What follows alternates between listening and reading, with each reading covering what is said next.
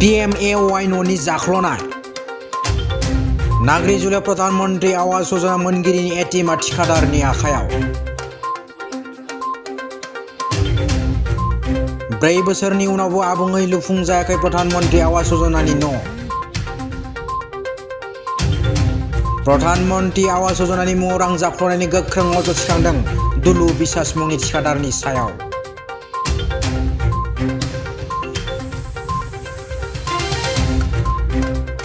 बे जाथाया जादों बाक्सा जिल्ला तामुलपुर महकुमानि सिङाव थानाय नाग्रिजुलि बियाबनि 1 नं दाङारगाव खान्दाजान गामियाव।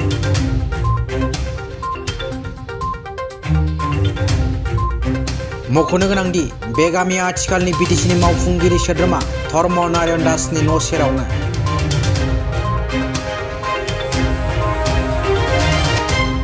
करापसन फ्रि स्लगान होग्रा मावफुंगिरि सोद्रोमानि न' सेरावनो करापसन जानानै थांदों। गैया बेवहाय बिटिसिनि मावफुंगिरि सोद्रोमा धर्म नारायण दास थान्दैनिबो गोथों नोजोर। गंसे नङा गंनै नङा गंसे गामियावनो गं 20निबो गोबां PMAY न'नि जाख्ल'नायनि अजद थिखांदों।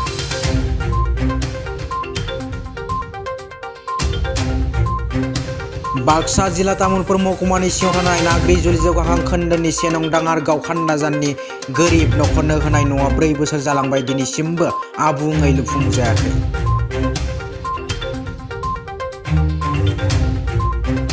बे ओनसोलाव 2017-18 रां बावजा बोसोरनिफ्रायनो दिनैसिमबो आबुङै लुफुंजायाखै सरस्वती बर्मन, खन्दिया बर्मन, आसमान मुर्मुजों लोगोसे गं 20 नखरसेनि नखरफोरनि फैनाय न'आ।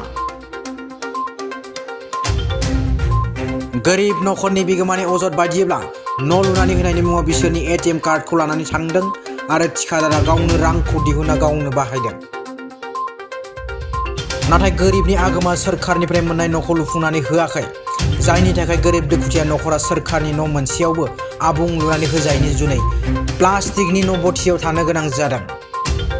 बेनि सायाव गैया खुंथायनि गोख्रों नोजोर। बे बिथिङाव मावख'आरि बिफाना मानो नोजोर होआखै बेनि गोख्रों सोंलु सिखांदों। न'खौ आबुङै लुना होआलासिनो मावख'आ माबोरै न'नि रांखौ सोनानै होखो? मख'नो गोनांदि बे खान्दाजान ओनसोला आथिखालनि बिटिसिनि मावफुंगिरि सोद्रोमा धर्म नारायण दासनि न' सेरावनो।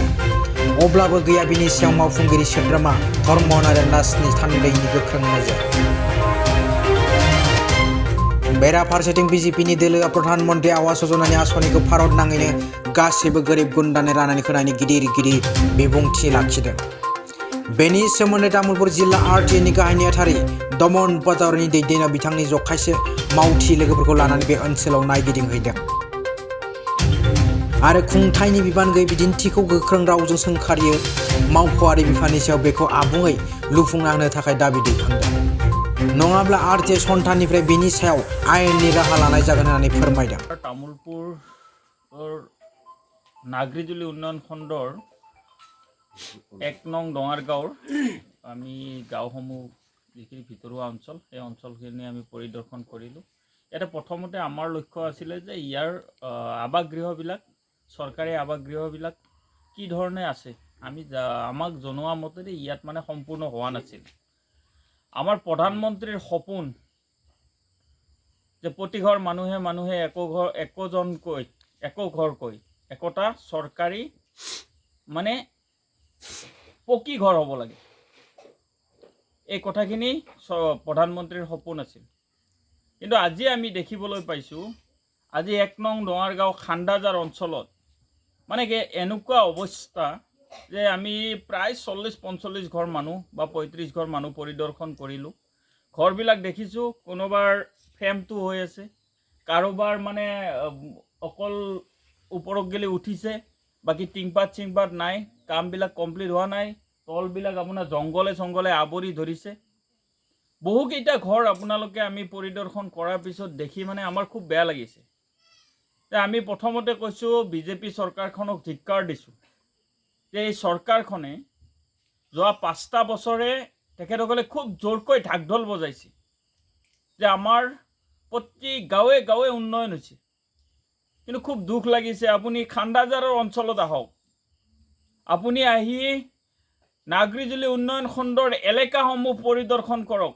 চৰকাৰী পক্ষক কৈছোঁ BTCৰ এজন মুৰব্বী আছে আমাৰ ইয়াত, এই অঞ্চলৰে ধৰ্মনাৰায়ণ দাস। তেখেতৰ দৰে মানুহ এজনৰ কাষতে, একেবাৰে নিচেই কাষত, তেখেতৰ গাঁৱত মানে এনেকুৱা অৱস্থা, চৰকাৰী আৱাস গৃহবিলাক আধৰুৱা হৈ আছে। ইয়াত শৌচালয়ৰ কোনো ব্যৱস্থা নাই। মানুহে যধেই মধেই শৌচ পেচাব কৰিছে। এই অঞ্চলৰ মানুহ হাতী আৰু মানুহৰ মাজত সংঘাত হৈ সঘনাই। গতিকে পকী ঘৰ এটাৰ কিমান প্ৰয়োজন সেই কথাখিনি চৰকাৰী পক্ষ আৰু তাৰ লগে লগে মই কৈ আছোঁ, ধৰ্মনাৰায়ণ দাসৰ কথা বাৰে বাৰে কৈ আছোঁ, তেখেত আহি পেলাই পৰিদৰ্শন কৰক এবাৰ। তেখেতৰ ঘৰৰ কাষত যেতিয়া ভোট লাগে তেতিয়া আহি পেলাই তেখেতে এই অঞ্চলত পৰিদৰ্শন কৰে যে আমাক ভোট দিয়ক, আমি আপোনালোকক উন্নয়ন কৰি দিম।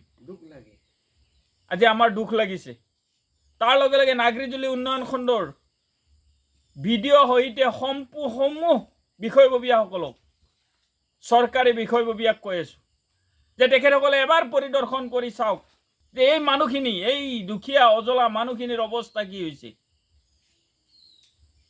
নিশ্চয় এই কথা আমি আপোনালোকক কৈ আছোঁ যে আমি তামোলপুৰ জিলা RTI সন্থাই কম দিনৰ ভিতৰত নাগৰিজুলি উন্নয়ন খণ্ডই আমাক জবাব দিব লাগিব। এই অঞ্চলৰ প্ৰতিঘৰ মানুহৰ ঘৰে ঘৰে আহিছোঁ, এবাৰ চাইছোঁ যে মানুহবিলাকৰ ঘৰবিলাক কিয় হোৱা নাই। তেখেতসকলে জবাব দিব লাগিব ইয়াৰ। তাৰ কাৰণে আমি RTI সন্থাই খুব কম দিনৰ ভিতৰত নাগৰিজুলি উন্নয়ন খণ্ডত আমি ব্যৱস্থা গ্ৰহণ কৰি আছোঁ। তেওঁলোকক জনাইছোঁ আৰু সম্পূৰ্ণ ৰাইজক জনাই আছোঁ যে তেখেতসকলে এবাৰ চাওক আৰু ইয়াৰ কাৰণে এই ঘৰবিলাক সম্পূৰ্ণ কৰি দি যাওক। अन्यथा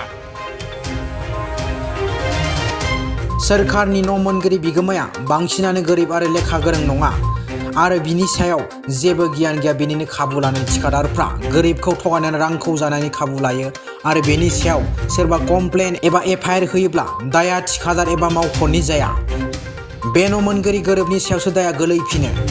बेफोरखौ मोनथिना जानो हागौ खाबु फलान थिखादारफ्रा बेनि गुबै खाबुखौ लादों होनना अनुमान खालामनो हायो। बेनि सायाव सोरखारा बेसे नोजोर होगोन आरो मा राहा लागोन बेखौ समाजो मिन्थिसिगोन।